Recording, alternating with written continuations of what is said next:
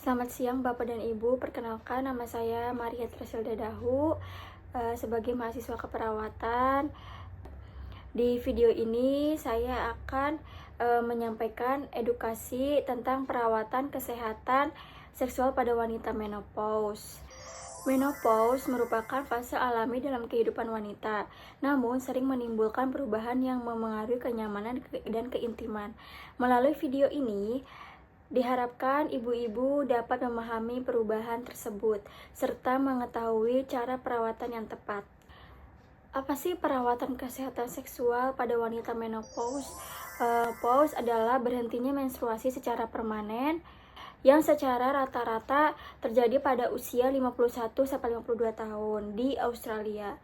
Masa ini ditandai dengan penurunan drastis kadar hormon reproduksi, terutama estrogen dan progesteron.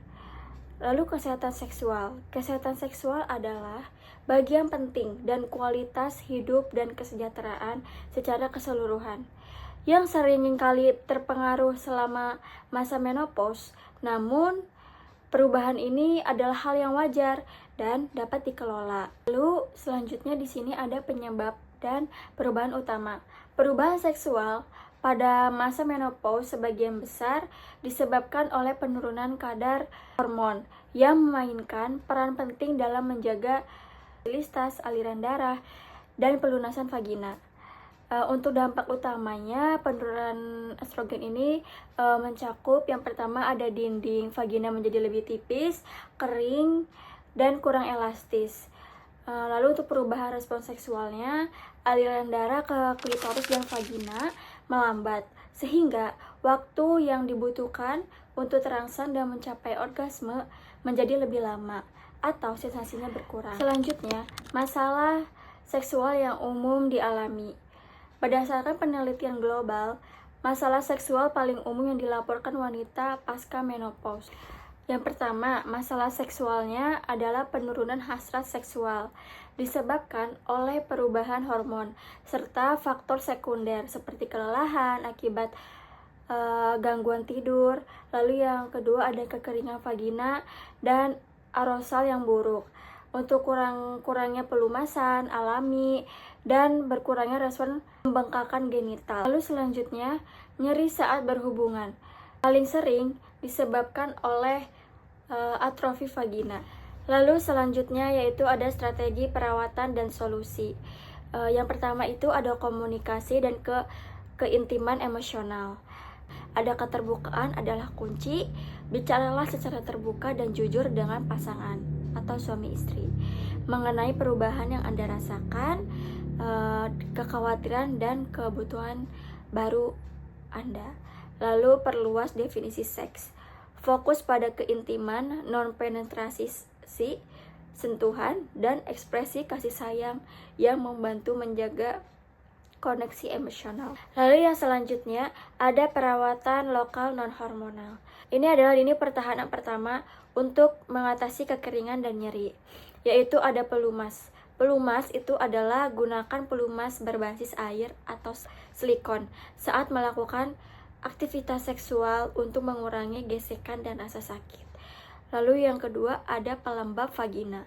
Gunakan secara teratur, misalnya setiap beberapa hari untuk menjaga hidrasi jaringan vagina, tidak hanya saat berhubungan seks. Lalu di sini ada perawatan medis atau konsultasi dengan dokter, yaitu yang pertama itu ada estrogen vagina topikal dalam bentuk krim, tablet atau cincin yang dimasukkan ke vagina. Ini sangat efektif dan aman untuk mengobati karena bekerja lokal dan sedikit diserap ke dalam aliran darah.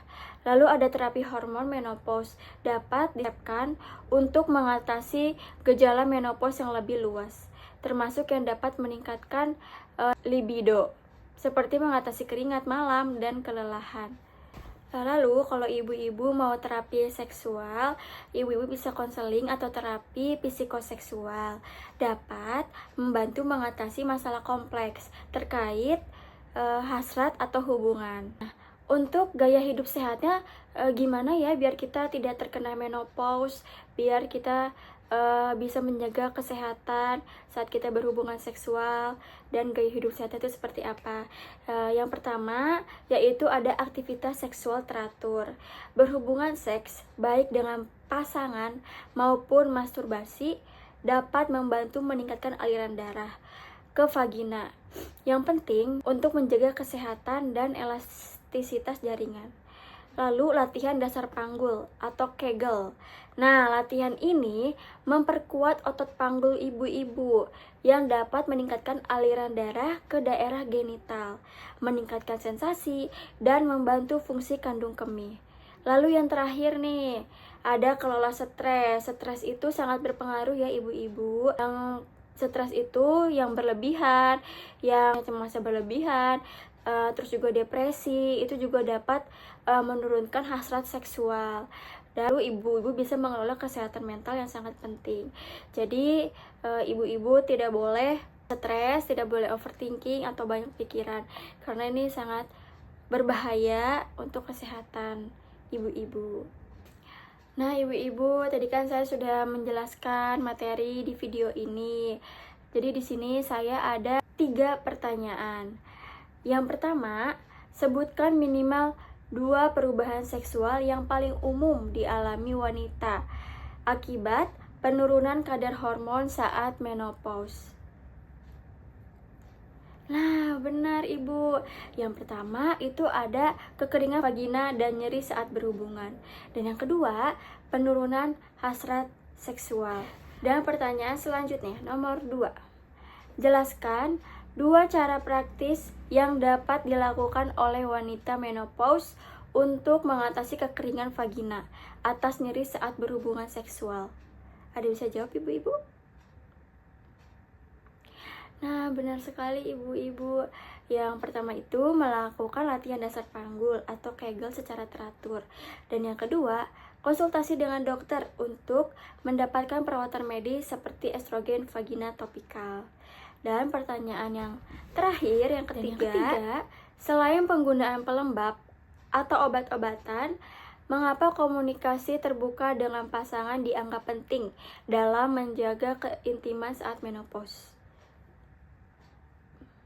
Nah, benar sekali, yaitu membangun koneksi emosional dan kepercayaan, memastikan pasangan memahami perubahan fisik dan emosional yang dialami, membantu pasangan menyesuaikan gaya dan ritme aktivitas seksual, sehingga keduanya tetap merasa nyaman dan puas saat berhubungan seksual atau berhubungan intim. Nah, ibu-ibu, di sini saya sudah selesai menyampaikan materi.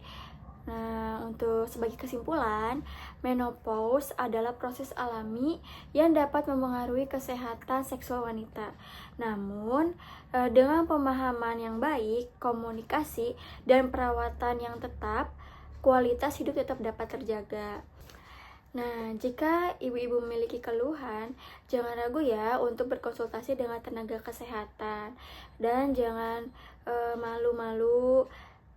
Kalau sudah mempunyai gejala-gejala, segera berkonsultasi dengan dokter atau dengan tenaga kesehatan. Terima kasih sudah menonton video ini dari awal hingga akhir. Semoga apa yang telah saya sampaikan bisa bermanfaat.